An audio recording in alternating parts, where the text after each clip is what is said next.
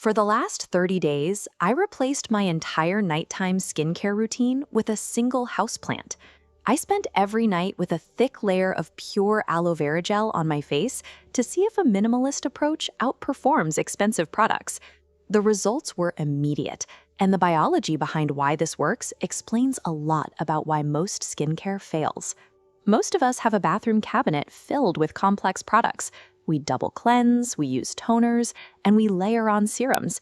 Yet many of us still wake up with skin that feels tight, looks dull, or breaks out without an obvious cause. It feels like a constant cycle of spending money on high-end solutions only to deal with persistent redness. The issue often isn't a lack of products, but a surplus of them. When we layer too many acids, peels, and active ingredients, they conflict on the skin's surface. This leads to over-exfoliation, where we strip away the very layers meant to protect us. This cross-section shows the skin barrier functioning like a brick wall. The cells are the bricks, and lipids act as the mortar. When this wall is compromised, moisture escapes through these gaps, leaving the deeper layers of the skin vulnerable to the environment. Adding more concentrated chemicals to a broken barrier often makes things worse. The active ingredients seep into those cracks, causing the stinging and inflammation we often mistake for working. When the skin is in this state, it needs a stable, neutral environment to rebuild that mortar. Instead of 30 minutes and a dozen ingredients, it takes 10 seconds and relies on a single plant-based gel.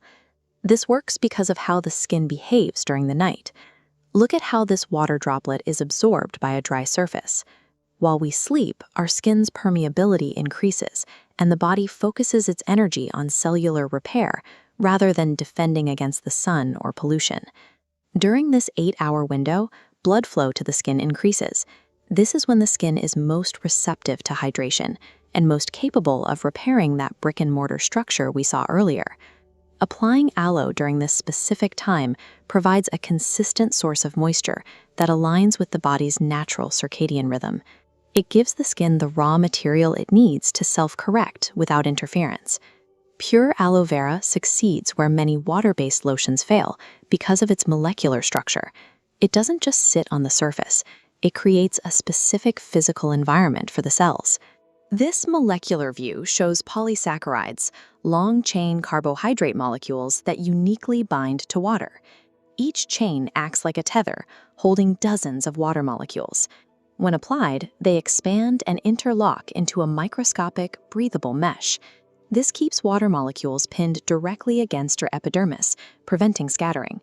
This mesh functions as a slow-release system. Because the water is trapped in this molecular net, the skin can draw from it steadily over the entire 8-hour sleep cycle, rather than getting one quick burst of moisture that vanishes. Many standard moisturizers use lighter ingredients that evaporate into the air or your pillow within 30 minutes. By the time you reach deep sleep, your skin is often dry again. The polysaccharide mesh stays intact throughout the night. It acts as a protective layer that maintains the high moisture environment necessary for cells to migrate and close the gaps in the skin barrier.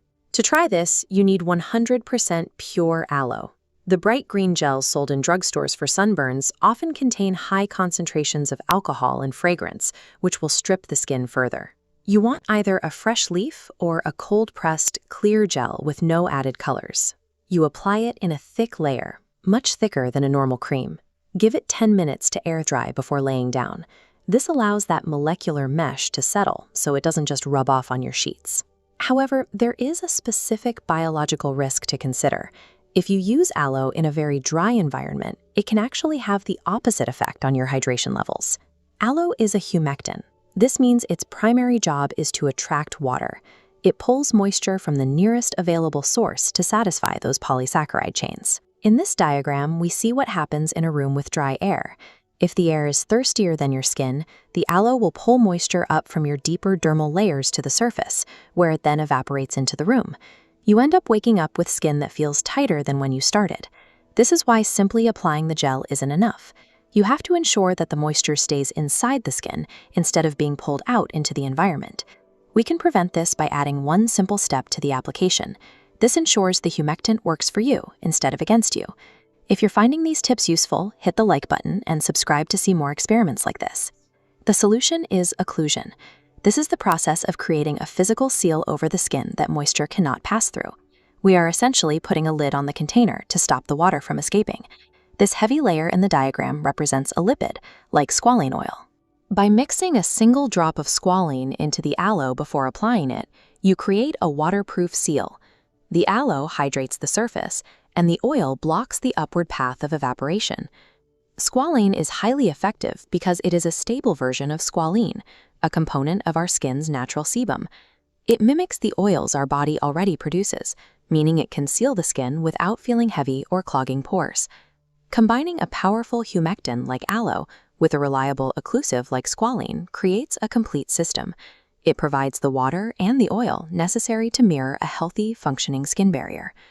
By day 30 of using just aloe and a drop of oil, the persistent dry patches around my nose had disappeared. The morning redness I used to see in the mirror was gone, and the skin's texture felt smoother and more resilient to the touch. This result didn't happen overnight. Biological repair is a slow, compounding process. While the soothing effect of aloe is immediate, rebuilding the lipid mortar in the skin barrier takes weeks of consistent, undisturbed rest. This experiment showed me that effective skincare is often about removal rather than addition. We don't always need more ingredients.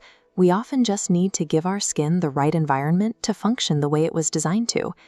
If your skin feels over-processed or irritated, consider trying this minimalist approach for a few weeks. Focus on high-quality aloe and a simple oil seal. Let me know in the comments if you've tried a minimalist routine and what changes you noticed. Significant changes in skin health often occur when we align our routine with our biology. By providing the simple tools the body needs, water, lipids, and time, we allow the skin to maintain its own health naturally.